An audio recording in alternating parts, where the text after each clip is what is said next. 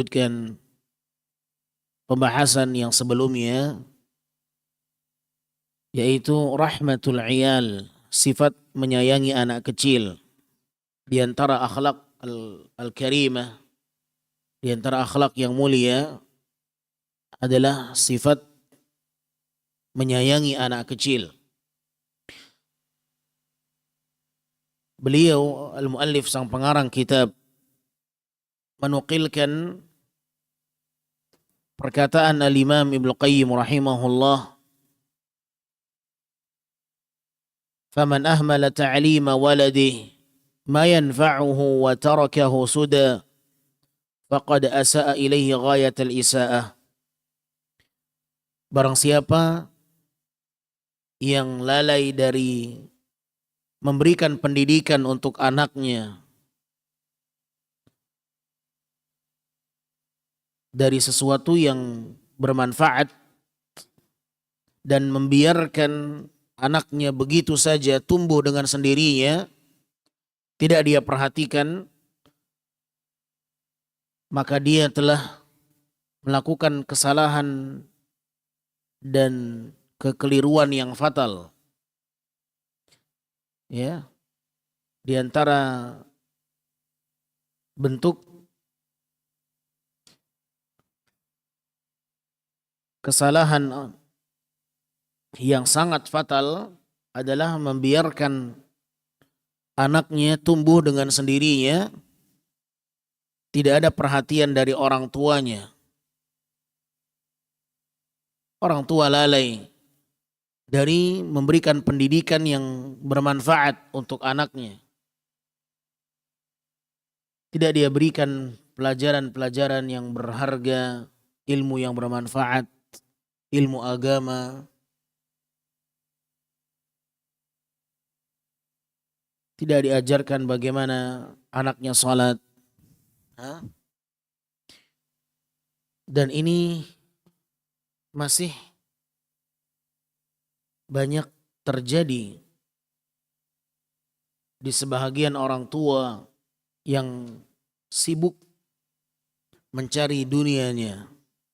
Orang tua yang sibuk mencari harta, terkadang anak menjadi korban, ditelantarkan, ya, tidak diberikan perhatian khusus. Bahkan ada orang tua yang kedua-duanya bekerja. Sang ibu, sang ayah sibuk mencari pekerjaan, mengejar karirnya, ya, tetapi anaknya terlantar. Terlantar di sini maknanya tidak diberikan perhatian agama. Ini di antara makna lalai yang dimaksudkan. Tidak diajarkan ilmu agama, tidak diperkenalkan dengan Allah Subhanahu wa taala, apa hubungannya dia dengan Sang Pencipta, ya, sehingga sang anak tak mengetahui bagaimana cara bersyukur kepada Allah Subhanahu wa taala. Dia tidak mengerti di balik ibadah yang dilakukan adalah bentuk syukurnya kepada Allah Subhanahu wa taala. Ini di antara bentuk kelalaian yang sangat fatal, kata beliau Al-Imam Ibnu Qayyim rahimahullah. Wa aktsarul aulad innama jaa fasaduhum min qibalil aba wa ihmalihim lahum. Dan banyaknya anak-anak, rusaknya mereka disebabkan karena orang tuanya yang lalai, tidak memberikan perhatian anaknya. Wa aktsarul aulad innama jaa fasaduhum, dan kebanyakan anak-anak mereka datang dalam bentuk yang rusak, ya, disebabkan karena faktor orang tuanya dan kelalaian mereka. Wa tarki ta'limihim fara'idhad din wa sunanih. Orang tua tidak mengajarkan anak-anaknya ta'lim, tidak mengajarkan kewajiban agama dan sunnah-sunnah yang ada dalam agama. Ini diantara faktor terbesar rusaknya generasi kaum muslimin. Mereka tidak mendapatkan pengetahuan yang cukup tentang agama mereka.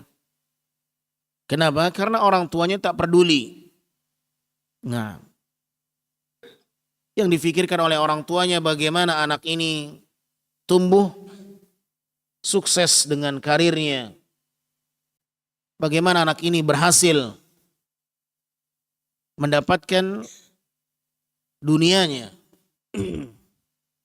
Tapi tidak difikirkan bagaimana dia mengenal Allah, mengenal Rabb-Nya, selamat dari api neraka, menjadi orang yang bahagia di akhirat. Tidak dia fikirkan masalah ini. Padahal Allah Subhanahu wa taala menyebutkan dalam Al-Qur'an tugas orang tua yang terpenting adalah menyelamatkan keluarganya dari api neraka. Ya ayyuhalladzina amanu qu anfusakum wa ahlikum nara. Ini tugas terbesar orang tua adalah menyelamatkan anaknya dari api neraka.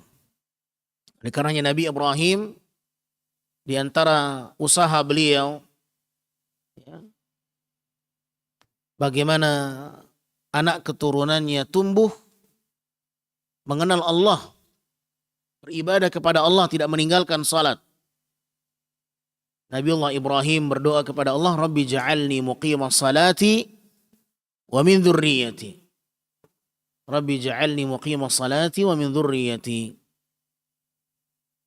Ya Rabbi, jadikanlah aku dan keturunanku orang-orang yang mendirikan salat. Nah, ini diantara keseriusan Nabiullah Ibrahim di dalam mendidik anaknya tentang ilmu agama. Dan beliau juga berdoa kepada Allah agar anak-anaknya terhindar dari kesyirikan. Bagaimana doanya? Bagaimana doa Nabi Ibrahim agar anak-anaknya terhindar dari kesyirikan, dari menyembah patung? Siapa yang bisa menghadirkan ayatnya? Hah? Rabbi? Hah? Naam? Teruskan. Naam.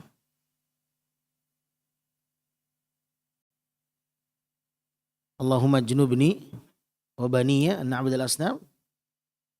Wa idh qala Ibrahimu rabbi ja'al hadzal balada amina wajnubni. Bukan Allahumma junubni. Naam, tidak masalah. Barakallahu fikum. Redaksi ayatnya, wa idh qala Ibrahimu rabbi ja'al hadzal balada amina wajnubni wa baniya an na'budal asnam. Sahih, barakallahu fik. Nabi Ibrahim berdoa kepada Allah Subhanahu wa taala, mendoakan negerinya, kota Makkah. Rabbi ja'al hadzal balada amina.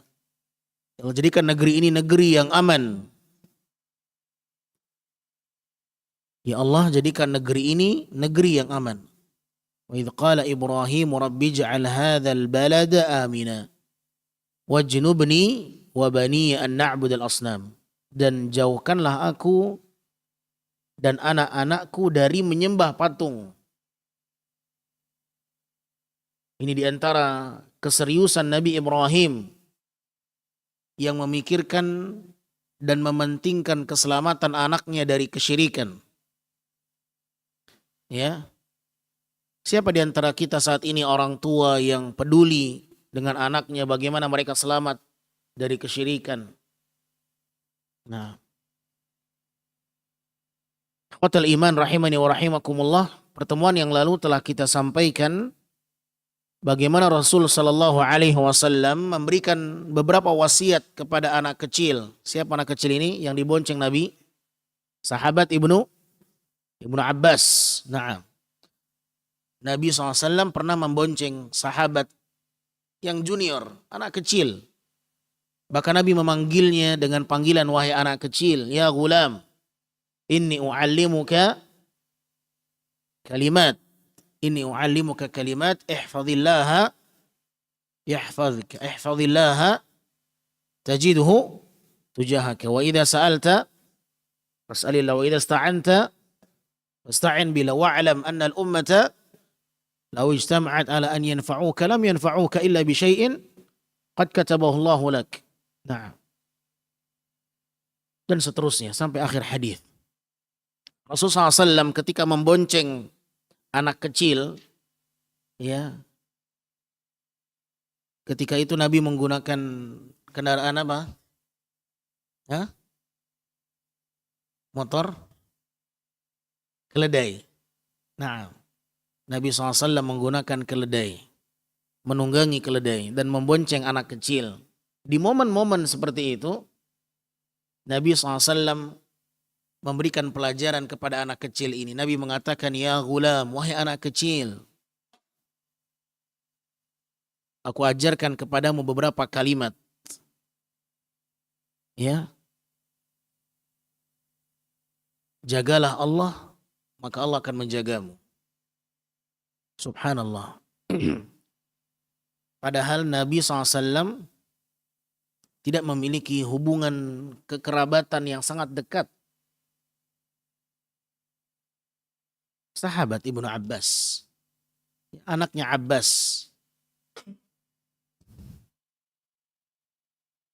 Nabi SAW memanfaatkan momen kedekatan dengan anak kecil ini, mengajarkan ta'lim agama Allah Subhanahu wa taala, memperkenalkan dia dengan Allah, hubungannya apa? Jagalah Allah maka Allah akan menjagamu. Ihfazillah yahfazka. Jagalah Allah maka Allah akan ada di hadapanmu. Apabila engkau meminta, mintalah kepada Allah. Apabila engkau meminta pertolongan, mintalah kepada Allah.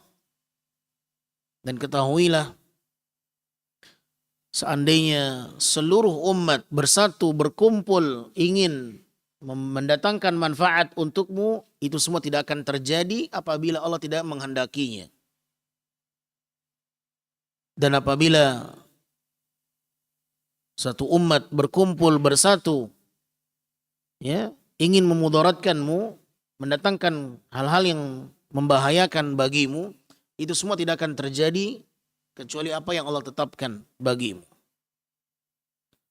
Rufi'atil aqlam wa jaffatis suhuf. Pena telah diangkat dan lembaran telah kering dari tintanya. Sempat-sempatnya Nabi mengajarkan ini kepada anak kecil yang dibonceng oleh Nabi SAW. Siapa di antara kita yang ketika berada di posisi ini mengajarkan anaknya sebagaimana Nabi mengajarkan anak kecil tersebut? Maka Al-Imam Ibnu Qayyim Al-Jauziyah mengatakan kerusakan terbesar anak-anak sekarang ini karena tidak adanya kepedulian orang tua kepada mereka. Lalainya orang tua yang tidak mau mengajarkan ilmu agama kepada anaknya. Banyak orang tua yang lebih mementingkan bagaimana anaknya menjadi orang yang sukses bisnisnya, karirnya, ya, tetapi tidak peduli dengan keselamatan anaknya dari api neraka. Akhirnya dia tumbuh, memang sukses, bahkan mungkin dia menjadi pejabat dengan gaji yang besar, tetapi percuma, tidak ada rasa takut sedikit pun kepada Allah Subhanahu wa taala. Akhirnya apa? Ternyata uangnya yang banyak, karirnya yang sukses dari jalur yang haram. Karena tidak ada takutnya kepada Allah Subhanahu wa taala. Tidak ada ilmu yang dia miliki, apa hubungan dia dengan Sang Pencipta. Nah, apa sanksinya kalau melakukan yang haram. Tidak takut korupsi, tidak takut memakan harta orang lain. Ya, tidak takut ketika dia mengeluarkan satu kebijakan, keputusan menyulitkan masyarakat, menyulitkan rakyat, menyulitkan orang lain. Subhanallah. banyak orang-orang yang berhasil mencapai puncak yang dia harapkan, tetapi ternyata setelah ditelusuri, semuanya datang dari jalur yang tidak benar. Pendapatannya, hasilnya dari jalur yang haram, dari bentuk kezaliman, dan lain sebagainya. Subhanallah. Kenapa? Karena mereka tidak dibekali dengan ilmu agama. Yang ada di pikirannya adalah dunia, dunia, dan dunia. Nah, bukan berarti tidak boleh seorang mengejar dunia, ya. Bukan berarti tidak boleh. Tetapi ketika mereka telah dibutakan dengan dunia, ini yang menjadi masalah. Oleh karenanya Ali bin Abi Thalib radhiyallahu taala anhu, beliau mengatakan, tidak ada yang paling aku takuti melainkan dua hal. Melainkan dua hal. Tulul amal wa ittiba'ul hawa. Ya, panjangnya angan-angan dan mengikuti hawa nafsu. Tidak ada yang paling aku takuti melainkan dua hal. Yang aku takuti menimpa diriku. Yang pertama, tulul amal. Panjangnya angan-angan. Ya. Wattiba'ul hawa, dan mengikuti hawa nafsu. Wa amma tulul amal fayunsil akhirah. Adapun panjangnya angan-angan, kenapa ditakuti oleh beliau? Karena bisa melupakan akhirat.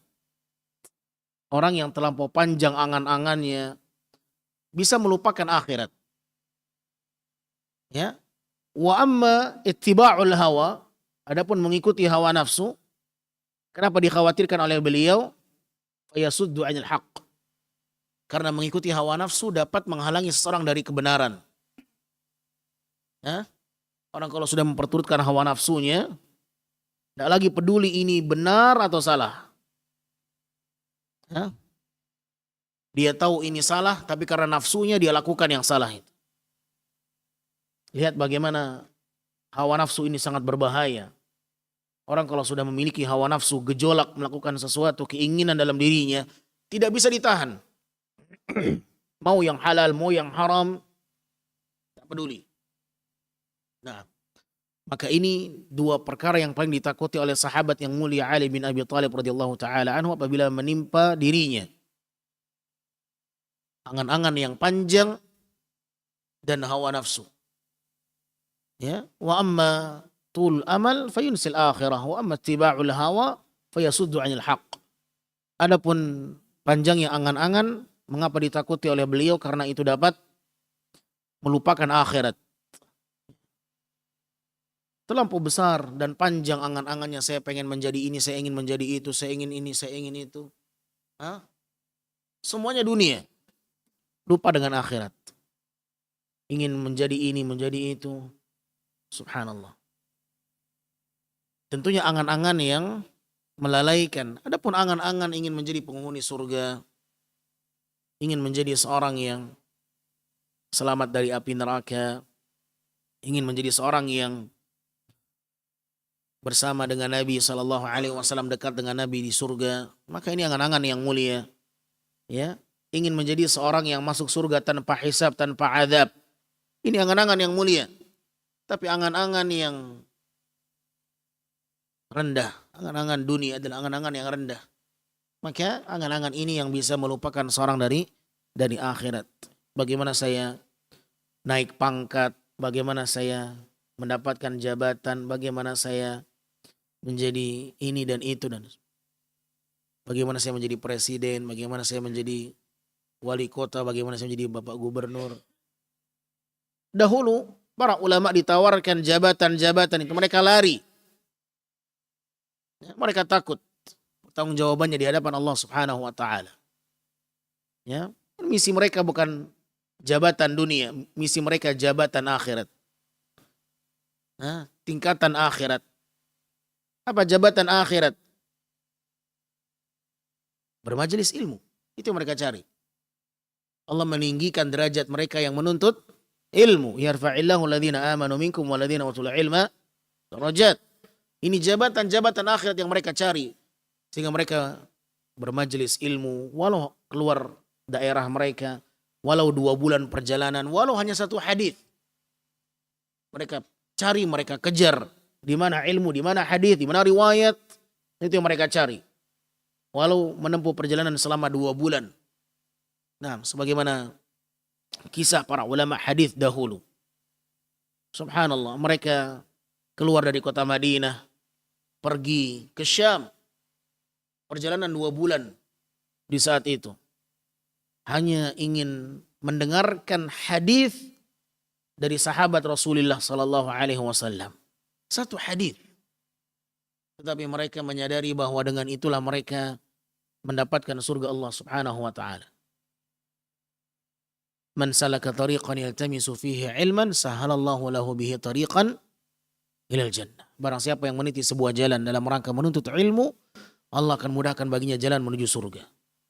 Mereka sadar bahwa dengan cara itulah mereka meraih surga Allah Subhanahu wa taala. Ini menjadi misi mereka. Ini menjadi tujuan mereka. Ya. Dunia hanya sebatas perantara, wasilah yang mengantarkan mereka menuju surga. Tetapi banyak manusia yang menjadikan dunia sebagai tujuan, misi utama. Maka mereka dibutakan dengan dunia. Mereka mengejar dunia, seakan-akan dunia segala-galanya. Ya, sehingga tak lagi berpikir apakah mereka mendapatkannya dari jalur yang halal atau dari jalur yang haram. Akan ada orang-orang yang seperti itu, kata Nabi sallallahu alaihi wasallam. La ya'tiyanna 'alan nasi zamanun la yubalil mar'u bima akhadhal mal min halal atau min haram. Akan ada satu masa di mana manusia tak lagi menghiraukan hasil pendapatannya apakah dari jalur yang halal atau dari jalur yang haram. Yang penting dapat, yang penting dunia. Taib. Tak diberikan oleh mereka ilmu bagaimana mencari hasil yang halal. Orang tua harus mengantisipasi anaknya agar jangan terlena dengan dunia. Jangan terperdaya dengan dunia. Jangan hanya sebatas mencari dunia, mencari harta, tetapi tidak diperkenalkan bagaimana mencari harta yang halal. Ya. Ini sering dilupakan. Carilah yang halal dengan cara yang halal. Nah, hanya motivasi kejar dunia sebanyak-banyaknya, cari. Tetapi tidak dibekali dengan ilmu yang dia butuhkan agar selamat dari ancaman. Cari harta dari jalur yang halal. Tidak dia sampaikan bekal yang satu ini. Sehingga anak menjadi korban. Ya, korban perhiasan dunia. Nah, nasallallahu assalamu wal afiyah. Taib, ikhwatal iman, kaum muslimin yang dimuliakan Allah Subhanahu wa taala. Kemudian beliau hafizahullah taala mengajak kita untuk mengenal hakikat anak kecil. Beliau mengatakan wa innal aulada dzukuran kanu aw inathan hibatullah wa qismatuhu baina ibadihi. Sesungguhnya anak itu baik dia laki-laki ataupun perempuan itu adalah hibah. Apa hibah? Hah? Pemberian, hadiah.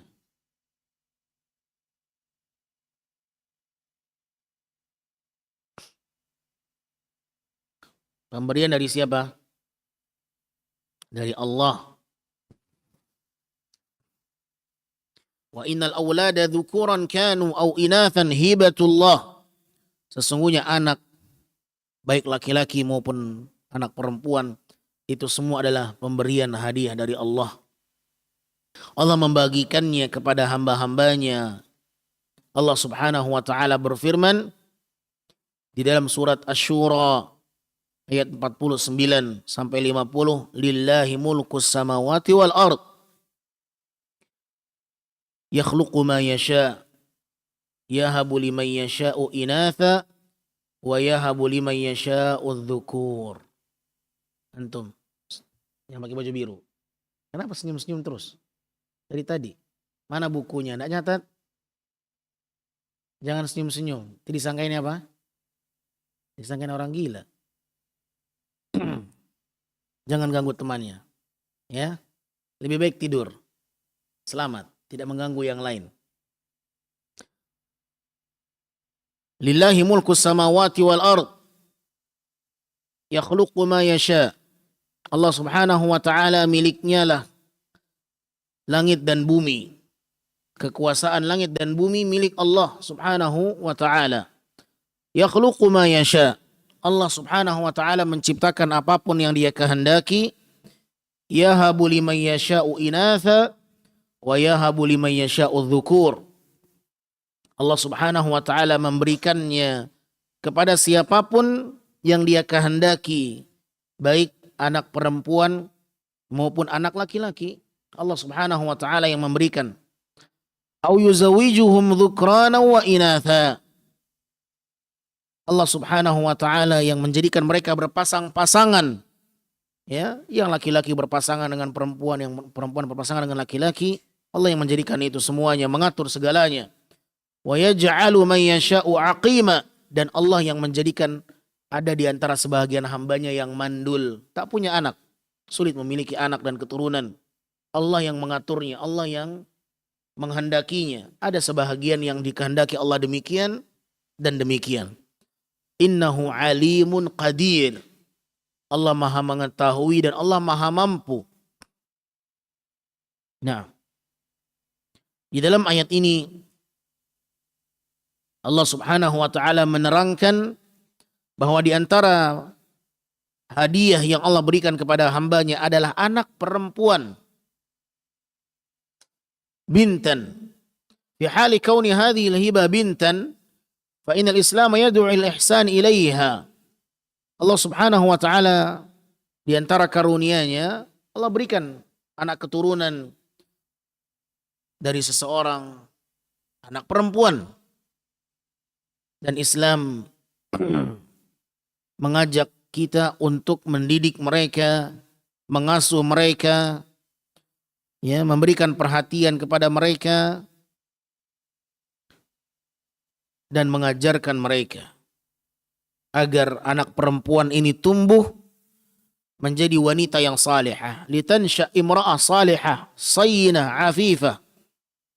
Mengapa poin ini dibawakan oleh beliau sang pengarang kitab? Karena dahulu di zaman jahiliyah, anak perempuan ini adalah aib. Aib yang memalukan apabila hadir di tengah keluarga. Ya. Sehingga mereka tidak menyayangi anak-anak perempuan. Sifat menyayangi anak perempuan hilang dari mereka. Wa na'a ala ahli jahiliyah wa'dahum laha. Bahkan mereka mengubur hidup-hidup anak perempuan. Ini kebiasaan jahiliyah dahulu. Ya, di zaman Fir'aun, anak-anak laki-laki yang dibenamkan, yang dikubur hidup-hidup karena khawatir dan takut kekuasaannya berpindah tangan kepada mereka yang tumbuh. Dari mimpi yang ditakwilkan bahwa akan ada seseorang yang melengsarkan kekuasaannya, anak bayi laki-laki yang terlahir, dia akan menggantikan posisinya. Maka diambillah kebijakan oleh Fir'aun membunuh semua bayi anak laki-laki. Subhanallah. Ini diantara kebiasaan jahiliyah, mengubur hidup-hidup anak kecil, perempuan, anak laki-laki di zaman Fir'aun. Kalau di zaman sekarang, aborsi. Aborsi. Ya. Menghilangkan nyawa yang tidak berdosa. Membunuh jiwa yang tidak berdosa tanpa hak. Ini dosa besar. Dosa yang membinasakan. Bukankah demikian? Hah? Apa dalilnya? Siapa yang tahu? Di antara 7 dosa yang membinasakan. Sab'al mubiqat. Hah? Nabi mengatakan apa? Yajtanibu sab'al mubiqat. Jauhilah oleh kalian 7 dosa yang membinasakan. 7 perkara yang membinasakan. Asyirk. Kemudian sihir. Kemudian qatlun nafs allati harramallahu illa bil haq. Membunuh jiwa tanpa hak yang Allah haramkan. Kemudian aklu riba, memakan harta riba. Wa aklu malal yatim, memakan harta anak yatim. Wa tawalli yawmaz zahf, kabur dari medan pertempuran. Wa qadful muhsanat, dan menuduh seorang wanita berzina tanpa jalur yang benar. Tuduhan-tuduhan yang tidak benar. Menuduh seorang wanita mukminah dengan tuduhan zina. 7 perkara yang membinasakan, di antaranya membunuh jiwa tanpa hak. Di antaranya aborsi. Ya, membunuh jiwa yang tak berdosa. Subhanallah. Tidak ada alasan yang syar'i, tanpa alasan yang jelas, ya, mereka melakukan sebuah tindakan yang sangat membinasakan. Membunuh tanpa cara yang hak. Al-qatl, membunuh jiwa dengan cara yang tidak hak. Dan di sini beliau hafizahullah taala menyebutkan bahwa di antara sifat menyayangi anak kecil adalah menyayangi pemberian Allah. Apapun yang Allah berikan, mau dia anak laki-laki, mau dia anak perempuan, ya, sayangi semuanya. Itu pemberian dari Allah. Ya, jangan seperti orang-orang jahiliyah. Ya, mereka menganggap keberadaan anak perempuan adalah aib dan cacat di tengah keluarga, maka mereka bunuh anak perempuan. Hidup-hidup mereka bunuh. Ya, mengubur hidup-hidup. Allah Subhanahu wa taala menyebutkan dalam surat An-Nahl ayat 58, 59. Wa idza busyira ahaduhum bil untha dhalla wajhuhu muswaddan wa huwa kadhim yatawara minal qaumi min su'i ma busyira bih ayumsikuhu ala hunin am yadusuhu fit turab ala sa'a ma yahkumun. Dan apabila mereka diberitakan kabar gembira tentang kehadiran anak perempuan, dhalla wajhuhu muswadda, justru wajah mereka menghitam. Wa huwa kadhim, mereka tak menerima keberadaan anak perempuan. Justru mereka marah. Ya, wajah mereka menghitam. Tanda tidak rela dan tidak ridha dengan keberadaan anak perempuan di tengah keluarga. Apa yang terjadi? Yatawara minal qaum, mereka bersembunyi, merasa terhina dengan anak perempuan yang mereka miliki. Akhirnya mereka bersembunyi dari manusia. Yatawara minal qaumi min su'i ma busyira bih, karena mereka menganggap ini adalah keburukan, kehinaan. Akhirnya mereka bersembunyi dari banyak manusia, dari kaum. Ya. Ayumsikuhu ala hunin, apakah mereka akan mempertahankan anak perempuan ini dengan menanggung kehinaan, rasa malu di tengah masyarakat? Am yadusuhu fit turab, atau mereka mengubur hidup-hidup anak perempuan? Ala sa'a ma yahkumun, sungguh buruklah keputusan mereka. Sungguh buruklah keputusan mereka. Kalau dibiarkan anak perempuan ini, berarti mereka harus menanggung malu seumur hidup. Kalau dia dibenamkan, maka dia harus mengubur hidup-hidup anak perempuan ini. 2 pilihan. Kedua-duanya buruk. Maka Allah mengatakan, ala sa'a ma yahkumun, sungguh buruklah keputusan mereka. Ma'asyar muslimin, rahimani wa rahimakumullah. Maka di antara kebiasaan jahiliyah adalah mengubur hidup-hidup anak perempuan. Nah, dan ini jauh dari akhlak yang mulia. Perbuatan ini jauh dari akhlak yang mulia. Karena di antara akhlak yang mulia adalah menyayangi anak kecil, baik dia laki-laki atau perempuan.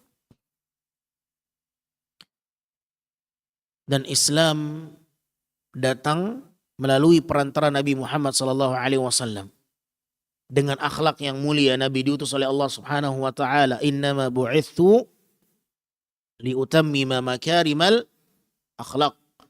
Maka di saat manusia berada dalam kondisi jahiliyah, dalam keadaan yang rusak, hidup tanpa norma, tanpa bimbingan, tanpa arahan, maka Nabi Muhammad SAW diutus oleh Allah di tengah mereka.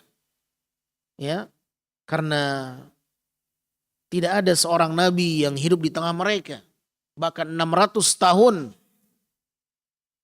Ya, 600 tahun semenjak Nabi Musa diangkat oleh Allah Subhanahu wa taala. Ya. Nabi Isa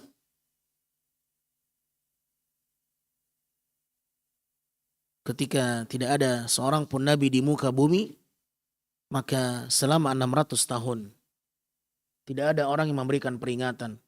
Maka manusia hidup dalam kondisi jahiliyah, tidak mengenal norma kehidupan, harus menghargai, harus menyayangi, tidak boleh mengambil milik orang lain. Tidak ada peraturan yang harus mereka jadikan sebagai ketentuan bermasyarakat. Berzina, mencuri, merampas, ya, membunuh, mengubur hidup-hidup. Ya, tidak ada istilah menghormati, menghargai, menyayangi. Ya, maka diutuslah Nabi Muhammad SAW di tengah mereka. Dan Nabi mengatakan, sesungguhnya aku diutus oleh Allah Subhanahu wa taala untuk menyempurnakan akhlak. Innama bu'itsu liutammima makarimal akhlak. Maka di antara akhlak yang mulia adalah menyayangi anak kecil. Hadis yang berikutnya datang dari sahabat Mughirah bin Syu'bah. Anil Mughirah bin Syu'bah radhiyallahu anhu an Rasulillah sallallahu alaihi wasallam qaal. Nabi bersabda, "Inna Allah azza wa jalla harrama 'alaikum 'uquqal ummahat wa wa'dal banat wa man'an wahat." Sesungguhnya Allah Subhanahu wa taala mengharamkan atas kalian durhaka kepada ibu, wa wa'dal banat, dan Allah mengharamkan atas kalian mengubur anak perempuan, mengubur hidup-hidup anak perempuan, wa man'an wahat, dan Allah melarang kalian menahan sesuatu yang seharusnya diberikan dan memberikan sesuatu yang seharusnya tidak diberikan. Man'an wahat. Man'an artinya menahan, hat artinya memberikan. Allah melarang kalian menahan dan memberi. Maknanya apa? Menahan sesuatu yang seharusnya tidak dia tahan. Dan Allah melarang kalian memberikan sesuatu yang seharusnya tidak dia berikan. Wa kariha lakum thalathan, dan Allah membenci 3 hal dari kalian. Qila wa qal, gosip. Katanya ini, katanya fulan demikian. Wa kathratus su'al, banyak minta. Ya, banyak minta-minta. Atau banyak bertanya yang tidak ada manfaatnya. Wa idha'atal mal, yang ketiga menghambur-hamburkan harta. Menghambur-hamburkan harta. Muttafaqun alaih. Hadis ini sahih diriwayatkan oleh Imam Al-Bukhari dan Imam Muslim. Naam, Mughirah bin Syu'bah, sahabat Nabi yang mulia, meriwayatkan sebuah hadis dari Nabi sallallahu alaihi wasallam bahwa Allah melarang, mengharamkan durhaka kepada ibu. Ummahat. Ummahat bentuk jamak dari kata Kenapa durhaka kepada ibu diharamkan? Apakah maknanya durhaka kepada ayah boleh? Tidak. Tetapi kenapa disebutkan di sini ibu? Durhaka kepada ibu karena seringkali ibulah yang didurhakai oleh anak. Banyak anak-anak yang berani melawan ibunya, tetapi tidak berani melawan ayahnya. Sehingga ibu seringkali menjadi korban, ya, kedurhakaan anaknya. Maka ditegaskan secara khusus di sini, ya, durhaka kepada ibu. Agar kita tahu bahwa durhaka kepada ibu besar dosanya.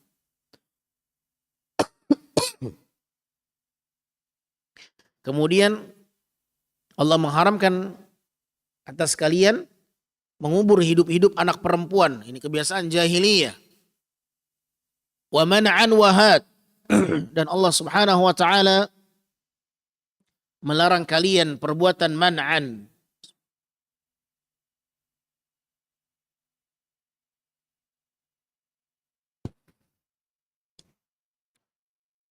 Apa man'an tadi?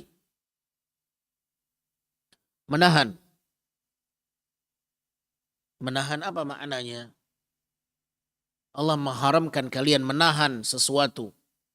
Diterangkan oleh para ulama, menahan sesuatu yang haknya harus diberikan. Contoh, seseorang yang memperkerjakan seseorang dengan tugas tertentu, dengan imbalan dan gaji tertentu. Ya. Setelah selesai pekerjaannya, maka orang ini tidak mau membayar upahnya. Dia menahan sesuatu yang seharusnya tidak boleh dia tahan. Dia harus bayarkan itu.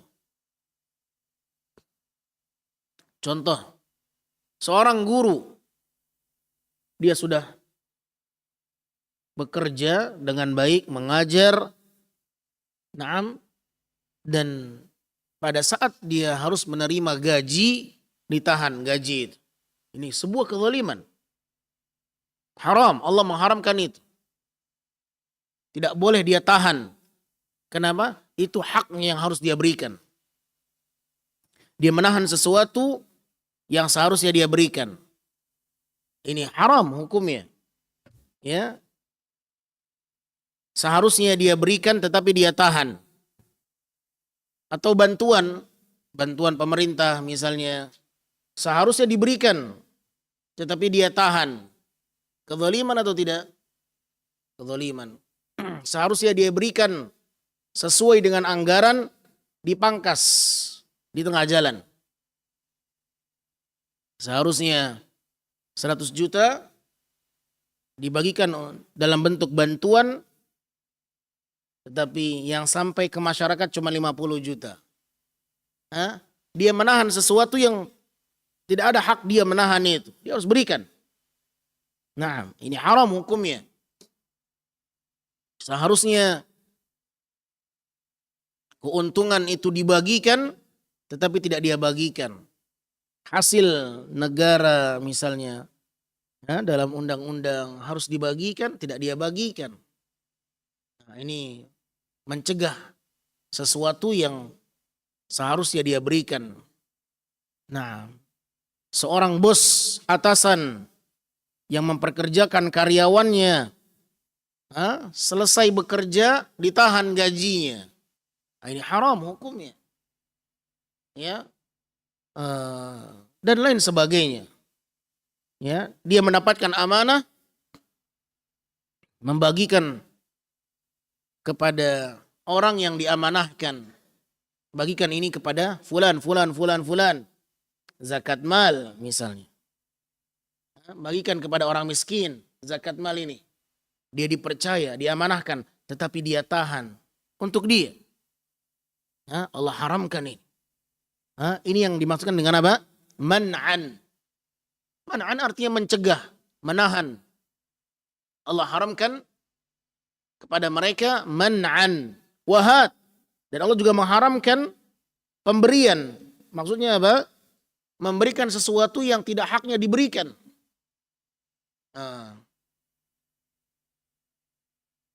Contohnya apa? Banyak. Tinggal cari contohnya. Ya. Seharusnya tidak dia berikan, tapi dia berikan. Nah, ini memberikan sesuatu yang tidak diridhoi oleh Allah. Apa saja? Dia memberikan yang seharusnya tidak dia berikan. Contoh tanda tangan, ya, tanda tangan untuk melegalkan sesuatu yang diharamkan Allah Subhanahu wa taala. Melegalkan tempat-tempat yang dilaksanakan di sana prostitusi misalnya, naudzubillah min dzalik. Dilegalkan, dia berikan tanda tangannya, tanda legal. Seharusnya tanda tangan ini tidak dia berikan. Tapi dia berikan karena ada yang dia dapatkan, ada kepentingan misalnya. Dia memberikan sesuatu yang tidak seharusnya dia berikan. Nah, ini memberikan yang diharamkan. Memberikan bunga, riba, tawaran-tawaran yang menggiurkan tetapi diharamkan dalam Islam. Subhanallah. Ini semua diharamkan oleh Allah Tabaraka wa Ta'ala. Dan yang menjadi poin pentingnya di sana adalah membunuh anak perempuan. Dan Allah membenci dari kalian 3. Qila wa qal, gosip. Ya, hati-hati ini. Membicarakan orang lain. Ya, ini menjadi sesuatu yang sangat menggiurkan di tengah masyarakat. Membahas fulan, menceritakan tentang si fulan. Ya, katanya dia begini, katanya dia begitu. Ujung-ujungnya dia terseret dalam perkara yang haram, bukan sebatas makruh, ghibah. Na'udzubillah min dzalik. Wa kathratus su'al, di antara perkara yang Allah membencinya adalah banyak minta. Minta-minta. Dan para ulama mengatakan di antara maknanya adalah banyak bertanya. Seperti Bani Israel. Menanyakan sesuatu yang tidak ada manfaatnya. Wa idha'atal mal, menghambur-hamburkan harta. Ya. Ini antara perkara yang dibenci oleh Allah Subhanahu wa taala. Kemana anggaran? Oh, ternyata anggarannya dipakai untuk hal-hal yang tidak jelas. Untuk membayar konser misalnya. Padahal banyak orang-orang yang sedang kesulitan. Banyak orang-orang yang sulit ekonominya, membutuhkan bantuan, tetapi anggaran digunakan untuk mendatangkan konser. Na'udzubillah min dzalik. Untuk hal-hal yang tidak manfaat, yang tidak jelas, menghambur-hamburkan harta, atau untuk membeli minum-minuman keras untuk pesta pora. Na'udzubillah min dzalik. Ya. Padahal bisa dana itu disalurkan kepada orang yang membutuhkan, yang sedang kesulitan. Ya. Ini di antara bentuk menghambur-hamburkan harta.